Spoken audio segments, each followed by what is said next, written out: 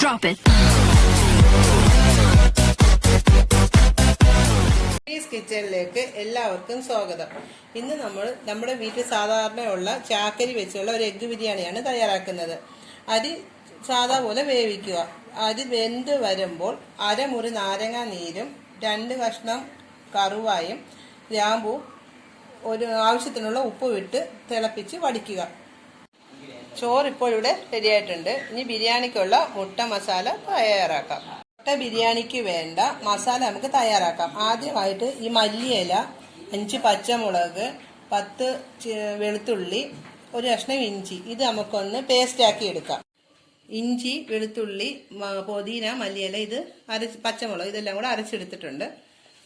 ഇനി വേറെ സവോള, 4 വലിയ സവോള അരിഞ്ഞെടുത്തത്, 3 സ്പൂൺ നെയ്യ്, 3 സ്പൂൺ സൺഫ്ലവർ ഓയിൽ, 2 തക്കാളി, 2 അല്ലി കറിവേപ്പില, മസാലക്ക് വേണ്ട മല്ലിപ്പൊടി, മുളക് പൊടി, മഞ്ഞൾ പൊടി, ഗരം മസാല, 7 മുട്ട പുഴുങ്ങിയെടുത്തിട്ടുണ്ട്.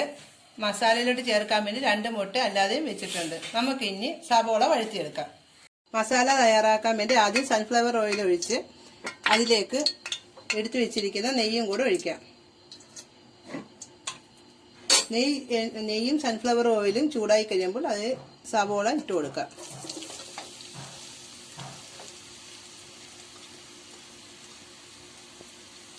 സവോള ഇനി നല്ലതുപോലെ വഴറ്റിയെടുക്കാം.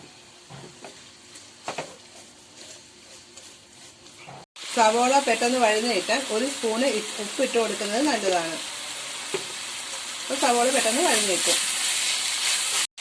സവോള പകുതി വഴന്നപ്പോൾ അതിലോട്ട് എടുത്ത് വെച്ചിരിക്കുന്ന 2 തക്കാളി ഇട്ട് കൊടുക്കാം.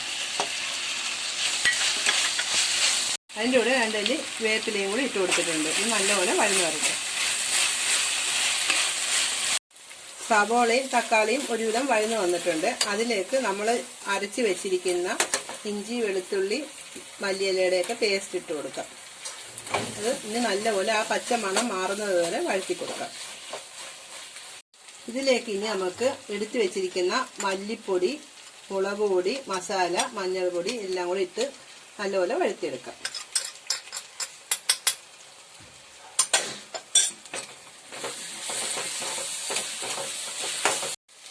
രണ്ട് മുട്ട പൊട്ടിച്ചത് കൂടെ ഇതിലോട്ട് ഒഴിച്ച് നല്ലതുപോലെ യോജിപ്പിച്ചെടുക്കാം.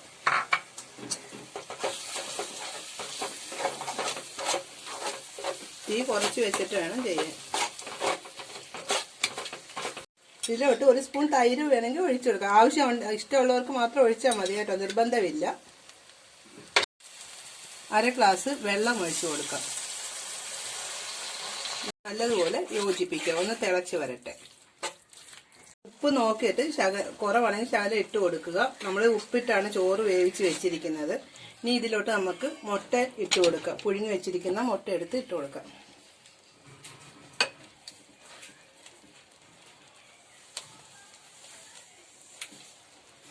മുട്ട ഈ ഗ്രേവിയിൽ കിടന്ന് നല്ലതുപോലെ ഒന്ന് വഴണ്ട് വരട്ടെ. നമുക്ക് ഇതിലോട്ട് വേവിച്ച് വെച്ചിരിക്കുന്ന ചോറിട്ട് കൊടുക്കാം. നമുക്ക് മിക്സ് ചെയ്യാം. മസാലയുമായിട്ട് നല്ലതുപോലെ മിക്സ് ചെയ്തെടുക്കാം. സ്വാദിഷ്ടമായ മുട്ട ബിരിയാണി ഇവിടെ റെഡിയായിട്ടുണ്ട്. നിങ്ങൾ ഇത് വീട്ടിൽ തീർച്ചയായും ട്രൈ ചെയ്ത് നോക്കണം. നിങ്ങൾക്ക് ഇത് ഇഷ്ടമായെങ്കിൽ ലൈക്ക് ചെയ്യുക, ഷെയർ ചെയ്യുക, സബ്സ്ക്രൈബ് ചെയ്യുക.